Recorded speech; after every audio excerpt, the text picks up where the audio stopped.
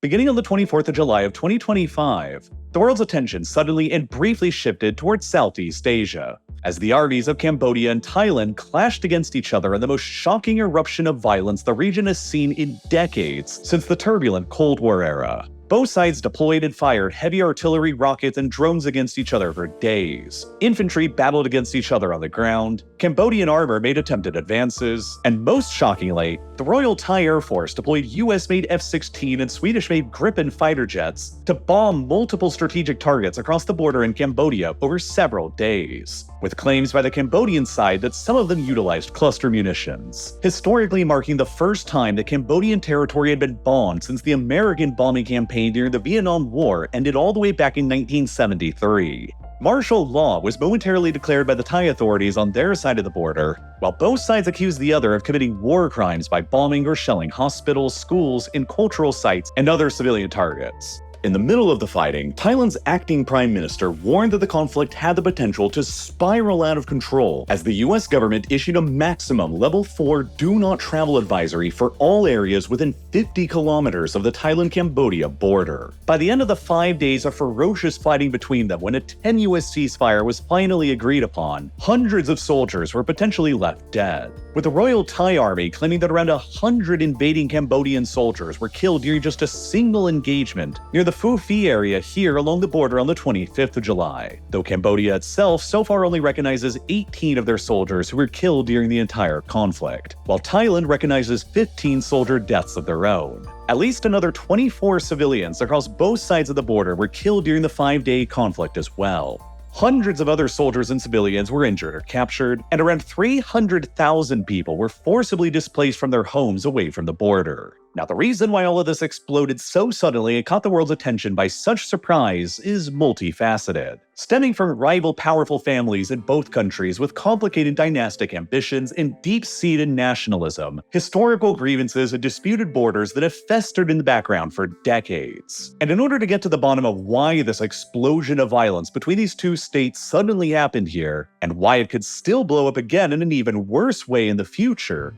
it helps to begin with the hotly disputed border between them and how it came to be in the first place. You see, both Cambodia and Thailand claim historical rights to a series of highly culturally significant temples along their border today that were constructed centuries ago by the sprawling Khmer Empire, which once dominated mainland Southeast Asia. At the empire's height in the 13th century, it spanned across all of modern-day Cambodia and large swaths of southern Vietnam, Laos, and Thailand, and constructed multiple spectacular temples and monuments all across its territory, like the well-known Angkor Wat and the currently disputed temples of Phra Viar and Prasat Thamwan Thom. However, the Khmer Empire began entering into a period of decline in the 14th century, and by 1431, it had collapsed completely. By the 18th century, Cambodia had been significantly weakened through territorial expansion by Vietnam and Thailand and forced into becoming a vassal of Thailand's. And then in 1863, a much weaker Cambodia facing pressure by both Thailand and Vietnam was pressed into becoming a protectorate of the colonial French Empire in order to gain protection, which began the French colonial period in Cambodia that would last for the next 90 years into the 1950s. Cambodia, however, which is basically a Khmer nation-state where more than 95% of the population are ethnically Khmer still today, has always viewed itself as the historical successor to the ancient Khmer Empire and the rightful inheritor of many of the empire's most important creations, which is what they base their claim to many of the disputed temples along the border with Thailand on today. To make matters still more complicated, the historical Thai and Vietnamese conquests of former Khmer territory over the centuries left millions of other Khmer today beyond the borders of modern-day Cambodia,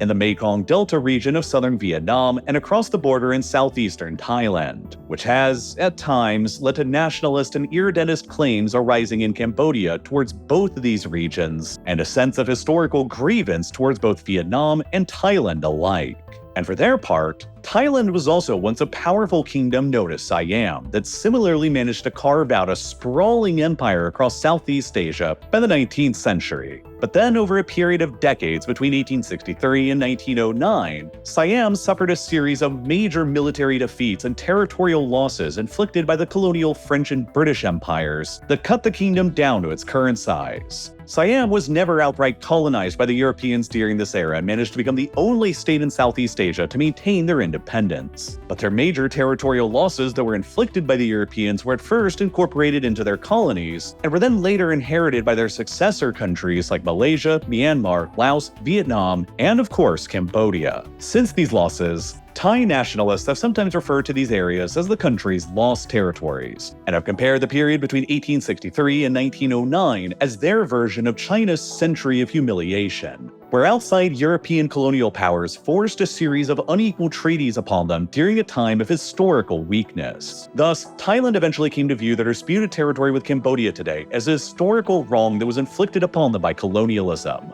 while Cambodia came to view the disputed territory differently as a historical wrong that was inflicted upon them by Thai expansionism. Among these losses and unequal treaties were the Franco-Siamese treaties of 1904 and 1907, which were the ones that created the modern-day border between Thailand and Cambodia, and which first set the ticking time bomb into motion that just exploded with massive violence in our own times today. These treaties define the new border between French Cambodia and Siam as following the natural watershed of the local Dangrek Mountains, and they further stipulated that the border would be formally demarcated by a commission consisting of both French and Thai officials alike. However, French geographers began carrying out the border demarcation process without any assistance or input from the Thai side, and they ultimately produced a series of maps by 1908 that were printed, published, and submitted to both governments for approval. The problem is that these maps created by the French geographers at the time deviated away from the natural watershed significantly in some places, and it placed several of the most important temples located nearby on the Cambodian side of the border instead, despite them being on the Thai side of the natural watershed line that they had agreed would form the border, including the important Phra Vihear temple. Even more confoundingly, different maps created by the French showed different things. Their 1904 map showed Phra Vihear as being located within Thailand, while their later 1907 map showed Phra Vihear as being located within Cambodia. Part of the problem is that the French geographers at the time used a rather imprecise mapping scale of 1 to 200,000, which basically gives a general layout of an area but isn't very precise. For comparison, the US military and most mapping agencies today use a much more accurate 1 to 50,000 scale for their maps, which are bigger and a lot more detailed, where even individual trees and houses can be seen. Currently, Thailand demands that the border with Cambodia be fully demarcated using the more precise modern 1 to 50,000 scale, while Cambodia continues to demand using the older and less precise 1 to 200,000 scale that was used by the French geographers for the 1907 map. For decades ever since, Thai authorities have loudly complained about the quality of the French surveys from this time period, and that the Phra Vihear temple in particular makes much more geographic sense to be located within Thailand, since it's A, on the correct side of the natural watershed that both the 1904 and 1907 treaties technically set the border to, and B, it's located up on a cliff that's really only accessible from the Thai side of the border anyway, compared to the much lower plains on the Cambodian side of the border. Nonetheless, the multiple deviations in the French maps that included temples like Phra Vihear on the Cambodian side were so minor that they weren't noticed by Thai authorities for decades until the 1930s, when they finally got around to conducting their own surveys of the border and noticed the mistakes. So no formal complaints about the border deviations were ever lodged by the Thai side for a very long time, which would later be used against them in international court while deciding the temple's ultimate status. In the meantime, the poor French mapmaking in the region would become a bit of a moot point, because in 1940, Thailand joined the Axis during the Second World War by allying itself to Imperial Japan, in the name of reversing their previous territorial losses inflicted by the colonial European powers. Shortly after metropolitan France and Europe fell under German and Italian occupation during the war, Thailand sensed a unique historical opportunity and launched an invasion of colonial French Indochina in October of 1940. They managed to quickly seize control over a swath of territory in modern-day Cambodia and Laos that they annexed in early 1941, including nearly all of the modern-day border region with Cambodia that contained all of the weird border irregularities around the temples that were set by the French decades earlier. Thailand continued controlling all of these seized territories throughout the rest of the war until shortly after Japan's defeat. After the end of the war, French colonial rule was initially re-established over French Indochina, and as a permanent member of the newly created United Nations Security Council, France threatened Thailand that they would veto their membership in the UN unless they returned all of the territory they had taken during the war. So, in 1946, after controlling the territories for the past 5 years, Thailand relented and returned all of the seized territories back to colonial French Indochina in modern-day Cambodia and Laos, which then reset the borders back to the ones that were set by the 1904 and 1907 treaties, including all of the irregularities around the temples. Within a few years, French Indochina began collapsing and Cambodia finally gained its independence from France in 1953, inheriting all of the treaties and borders that the French had negotiated with Thailand on their behalf over the past 90 years. Within months of Cambodia's independence, the Thai army, being well aware of the border irregularities and Cambodia's potential claims to all of them, moved in and occupied the Praviar temple that had ambiguous ownership, claiming it to be fully within Thai territory in keeping with the border following the natural watershed line. Cambodia, however, formally protested against this in 1959 and asserted their own ownership over the temple based on the 1907 French map and as a part of their own historical Khmer heritage. Unable to come to an agreement bilaterally, Thailand and Cambodia both agreed to submit their dispute over the Praviar temple's ownership to the International Court of Justice, or the ICJ, and they also both agreed to abide by the court's ultimate decision. A few years later, in 1962, the ICJ released its final judgment on the matter and awarded the ownership of the Praviar temple to Cambodia. The court based its decision on the 1907 French map being the final map that superseded the older 1904 map that previously showed the temple as being within Thailand. The court also ruled against Thailand due to the fact that after the 1907 map was published, clearly showing the Praviar temple within Cambodia, Thailand never formally protested against it for decades, which the court argued was a sign of Thailand's tacit acceptance of the situation. During the arguing in court in the early 1960s, Cambodia's lawyers brought up an instance where a Thai prince who visited the Praviar temple in the early 1930s apparently never complained about the hoisting of the French flag at the site during his visit, which Cambodia successfully used to argue the prince's tacit consent for French and therefore Cambodian control over the temple. Wary of this experience, Thai foreign policy experts have consistently warned against Thai prime ministers and royalty visiting the disputed temple complex ever since, for fear of giving Cambodia even more diplomatic ammunition to work with. Probably assuming that the court was going to side with them in their arguments, Thailand refused to recognize the ICJ's decision in 1962 despite having agreed to recognize it previously, and has disputed it ever since for decades. To complicate the matter even further, the ICJ's 1962 statement on the case didn't clarify which state actually owned the much larger disputed area of land immediately to the north around the temple. It basically just said that the temple itself belonged to Cambodia, but made no further comments on any of this area that the two sides also disputed around the temple, adding even further to the ambiguity of ownership around the area and providing Thailand with a tool they've used ever since to continue claiming the land around the temple in order to deny Cambodia any direct geographic access to it.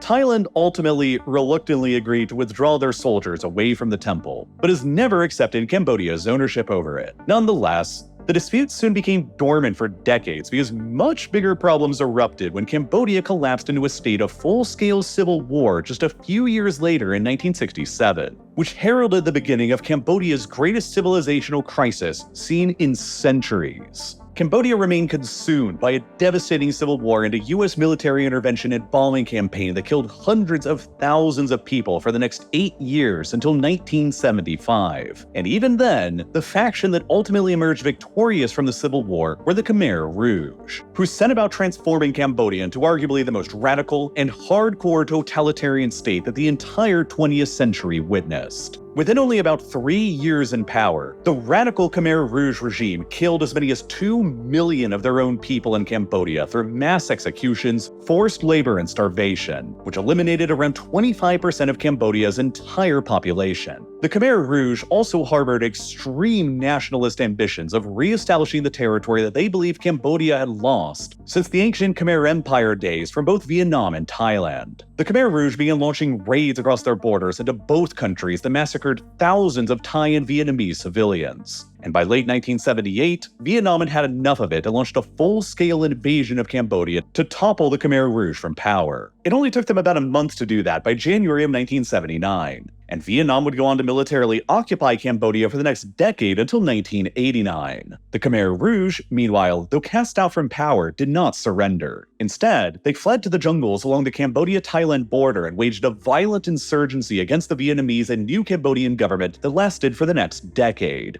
Bizarrely, because of Cold War politics and Vietnam's alliance with the Soviet Union, China, the United States, and Thailand all began supporting the Khmer Rouge insurgency against the Vietnamese at this point. And so the Khmer Rouge continued holding on to Cambodia's seat at the United Nations for years after they were toppled from power, all the way up until 1993, well after the Cold War had even ended. The Vietnamese army eventually withdrew from Cambodia in 1989, and regular fighting between the Khmer Rouge insurgents and the government along the frontier with Thailand only ended after the conclusion of a peace agreement in 1991, after tens of thousands of additional combat-related deaths all throughout the 1980s. Thousands of the Khmer Rouge's remaining insurgents only surrendered and laid down their arms in 1994, after the Cambodian government promised them criminal amnesty if they did so. And the Khmer Rouge itself wouldn't formally dissolve completely until 1999, finally putting an end to decades of unbelievable instability and chaos that had reigned in Cambodia since the 1960s. And in the aftermath, the long-dormant issue of the still unresolved border with Thailand and the ownership over the temples around it slowly began creeping back to the forefront of political discussion in both countries again. Things first came to a heated head between the two countries over this issue in 2008,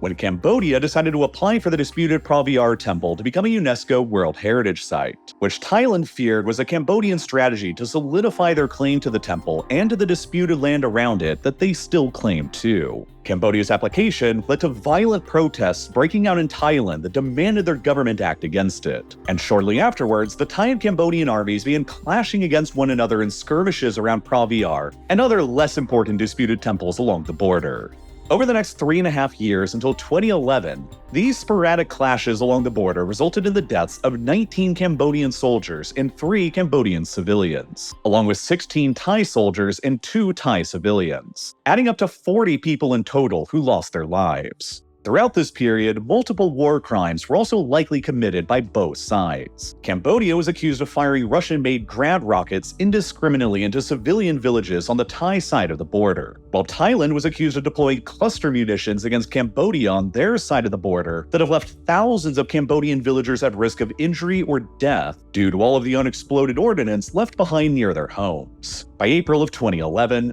Cambodia filed a request to the ICJ for an updated interpretation of its previous 1962 judgment on the Praviar dispute.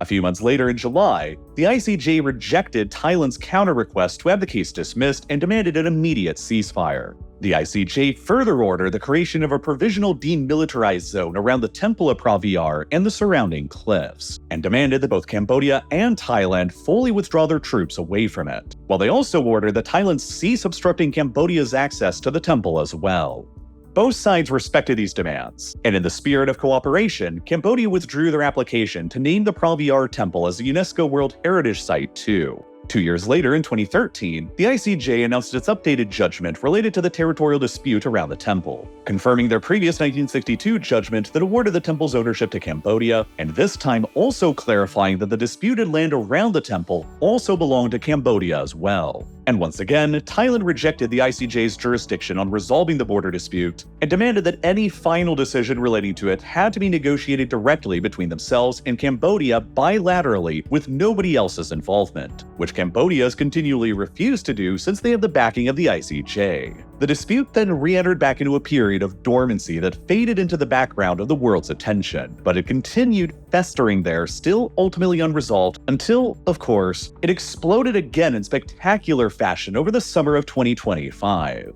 But there were other unique factors at play that led to the recent, larger outbreak of violence over the dispute in 2025 that were absent back between 2008 and 2011, that largely have to do with the competing rival familial dynasties that have dominated politics in Cambodia and Thailand for decades now: the Shinawatra family in Thailand and the Hun family in Cambodia. In Cambodia, a man named Hun Sen has dominated the country's politics for decades. He is the longest-serving head of government in Cambodia's post-independence history, having first risen to power as the country's prime minister in 1985 during the Vietnamese occupation in the aftermath of the Khmer Rouge era. And except for a brief absence between 1993 and 1998, he continually remained in office as prime minister for decades, all the way up until 2023, just a few years ago. To give you a sense of just how thoroughly Hun Sen has dominated the political environment in Cambodia, his full honorary title in the country that he was formally bestowed with was Lord Prime Minister and Supreme Military Commander Hun Sen.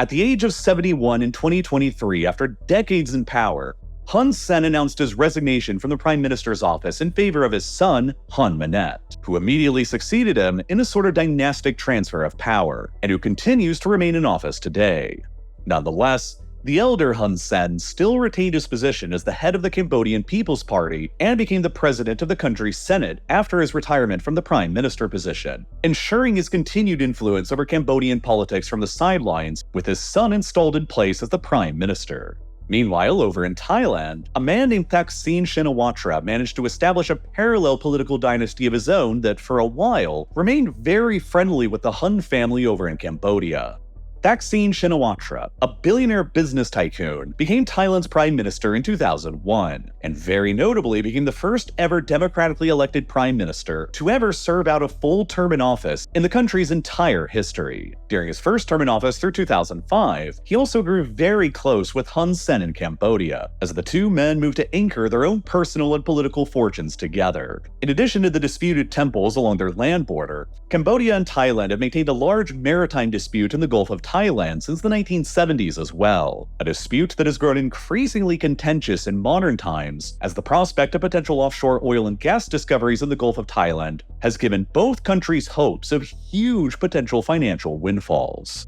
In 2001, Thaksin Shinawatra and Hun Sen signed a memorandum of understanding that their countries would jointly develop the disputed maritime area in the search for potential oil and gas resources. But the plan ultimately went nowhere due to stiff resistance from Thaksin's political rivals within Thailand, who were numerous. Thaksin used his office as Thailand's prime minister to throttle and contain his business rivals while benefiting his own business empire, which infuriated the other big business elites in the country against him. He also repeatedly intervened in the affairs of the Thai military, that's always largely been a separate institution within the country independent of civilian command structures, which slowly began infuriating the country's powerful military establishment, monarchy, and royalists against him as well. Even the Thai king himself, a powerful and influential figure within the country, sharply criticized Thaksin's policies during his time in office, beginning a long-running personal feud between Thaksin and the monarchy. Thaksin's other policies he introduced, like a universal healthcare program, also made him an enormously popular figure with the everyday Thai people, which further alarmed the Thai business, military, and monarchist establishment that Thaksin had the potential to become the first truly civilian politician to ever manage to establish dominance over the country's political system.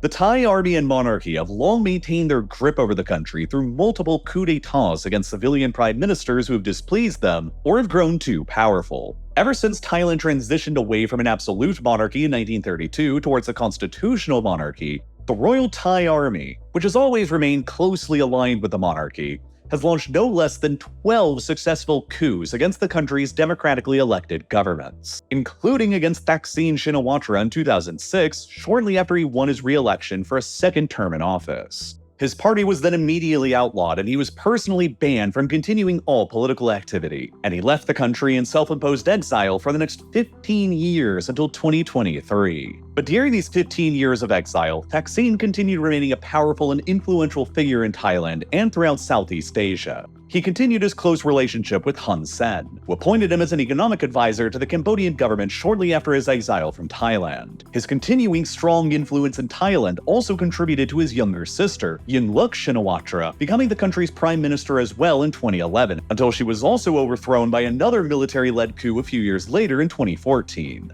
Afterwards, both Thaksin and Yingluck Shinawatra sought refuge with Hun Sen in Cambodia. They each began visiting Hun Sen's home there so frequently that he even began referring to rooms in his house as the Thaksin room and the Yingluck room, much to the incredible annoyance of the Thai military and monarchy, who began growing even more skeptical of the Shinawatra family's close ties with the Hun family in a foreign country. In 2022, Thaksin managed to finally cut a deal with the Thai military and monarchy establishment to return back to the country again, and he did so the following year in 2023, ending his 15 years of exile. He was immediately arrested upon his return to serve out an 8-year prison sentence that he had been sentenced to in absentia. But the deal he cut led to his sentence being commuted to just 1 year in exchange for allowing more military-oriented parties into the coalition government. Around the same time in Cambodia in 2023, Hun Sen also stepped down from power and elevated his son into office. While the following year in 2024, Thaksin's daughter, Paetongtarn Shinawatra, rose to power as the third member of the Shinawatra family to become Thailand's prime minister as well, once again setting the stage for a Hun in power in Cambodia and a Shinawatra in power in Thailand. But this time, the close relations between the two powerful families that had lasted for decades began fraying. After he returned to Thailand again in 2023, Thaksin began increasingly pushing Thailand to become an economic competitor with Cambodia. He first suggested building a massive entertainment center in Thailand to challenge the casino industry in Cambodia, which is an important business interest and revenue source for Hun Sen. Then, after his daughter became prime minister in 2024, the Shinawatras launched a crackdown on scam compounds that had proliferated across the border region with Cambodia, which were allegedly another large revenue source for Hun Sen and his family.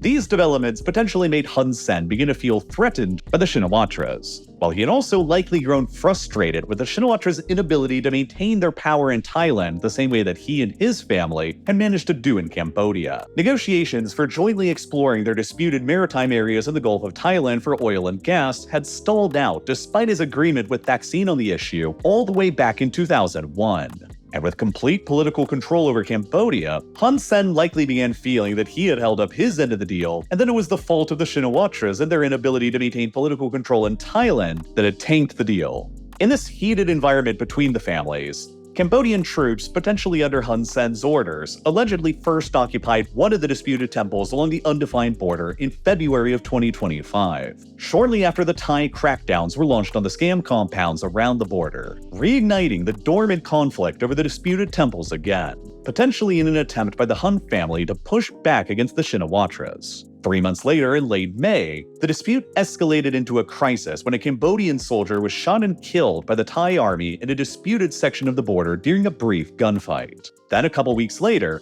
Paetongtarn Shinawatra, still Thailand's prime minister, attempted to call Hun Sen to discuss the crisis, but she was reportedly unable to directly reach him. Instead, Hun Sen called Paetongtarn's personal phone number to discuss the crisis, and for reasons that still currently remain unclear, Hun Sen recorded the entire phone call and then deliberately leaked it 3 days later on Facebook, which sparked a massive political crisis in Thailand. During the phone call, with an active armed dispute between the Thai and Cambodian armies ongoing on the ground, Paetongtarn Shinawatra referred to Hun Sen as uncle, a common term of endearment in Southeast Asia, and even more controversially, she told him point blank to ignore the opposite side, a reference to the Thai military establishment, and she even criticized one of her own generals who was in charge of operations in the border region. These leaked comments led to many Thais believing that Paetongtarn Shinawatra had effectively committed treason, and only a few weeks later, on the 1st of July, the Thai Constitutional Court voted to suspend her from office and elevated her deputy prime minister to take over as acting prime minister in her place. Shortly afterwards, Thaksin declared to a room full of journalists and politicians that his decades-old friendship with Hun Sen was over, while the Thai military and monarchy also sensed a unique opportunity to permanently remove the Shinawatras' influence from the country for good as well. They probably began viewing a potential conflict with Cambodia over the disputed border as a perfect opportunity to draw up Thai nationalism and political support after the removal of the younger Shinawatra from office, while also simultaneously casting the Cambodians as a major foreign threat that made Paetongtarn Shinawatra's comments leaked over the phone call appear all the more treasonous and heinous to the Thai public. The Thai military and royalist establishment also introduced formal charges of lèse-majesté against the elder Thaksin Shinawatra for comments he had made a decade ago while he was in exile as well, which is a unique and highly punishable criminal offense in Thailand for insulting the country's monarchy. If Thaksin is found guilty of the charges, he could become sentenced to up to 15 years in prison, and at the current age of 76, that would effectively be a life sentence for him. So with both Thaksin facing the rest of his life in prison and his daughter removed from office, his old political rivals in Thailand are about to achieve what they've always wanted, removing the popular Shinawatra's influence in the country permanently. And in order to seal it, they had an incentive to push for conflict with Cambodia over the disputed temples to whip up old nationalist sentiments to shore up their own support. Hun Sen had strong incentives to push for conflict too, though, in order to whip up Cambodian nationalism and political support for his son and heir that he had just installed into power in the country. And so in this perfect toxic mix of political pushes toward conflict going on both sides,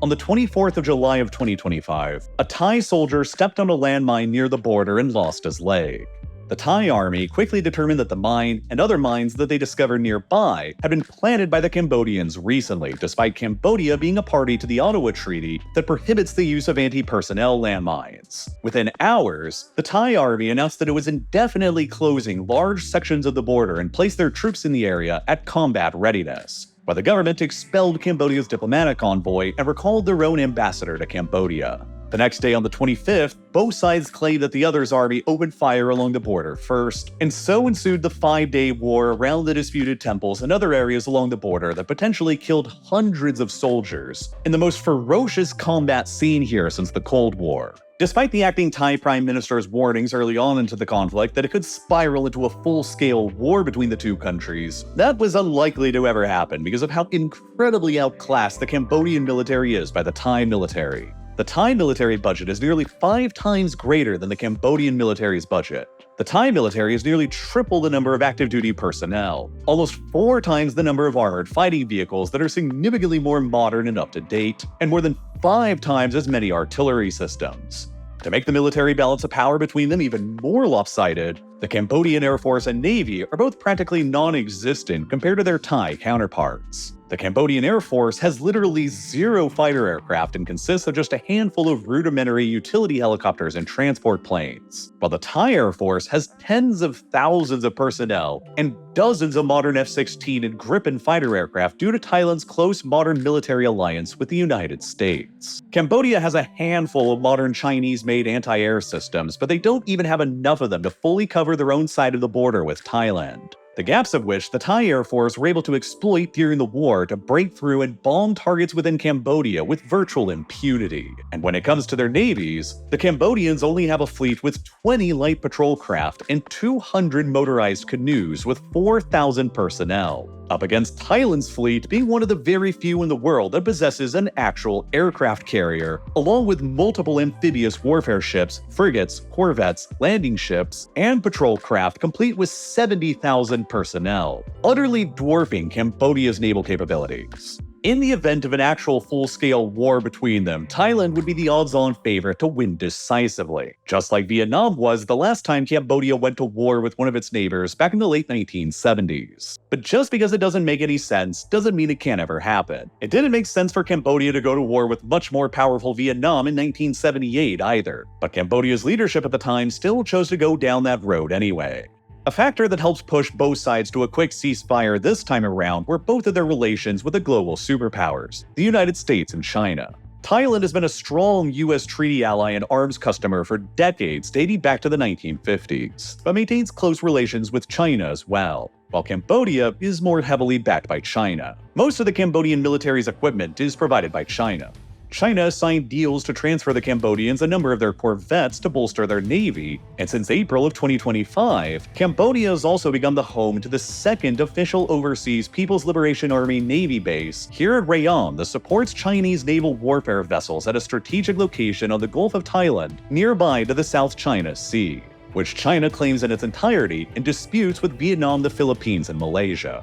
There were, and still remain, some fears that the Cambodia-Thailand conflict could become weaponized into a modern proxy war in Southeast Asia between China and the United States. But that's not what ended up happening this time around. Instead, both Washington and Beijing pressured both sides into accepting a rapid ceasefire. China offered to mediate the conflict while China's foreign minister pinned the blame of the crisis on the lasting legacy of Western colonialism in the region, while US President Donald Trump threatened to cancel trade talks with both countries and to impose steep tariffs unless they came to the negotiating table. Eventually, Malaysia, who currently chairs the annually rotating head of the regional ASEAN alliance that both Thailand and Cambodia are also members of, hosted representatives from both countries and managed to successfully mediate a ceasefire on the 28th of July that went into effect on the 29th, 5 days after the war had broken out. But the ceasefire, notably, didn't eliminate the underlying issue that had sparked the crisis in the first place: the disputed temples that continue to remain undefined. So while the ceasefire appears likely to hold in the near-term future over the coming days, weeks, and months, there's no guarantee that it won't just erupt again during another crisis further down the road at some point.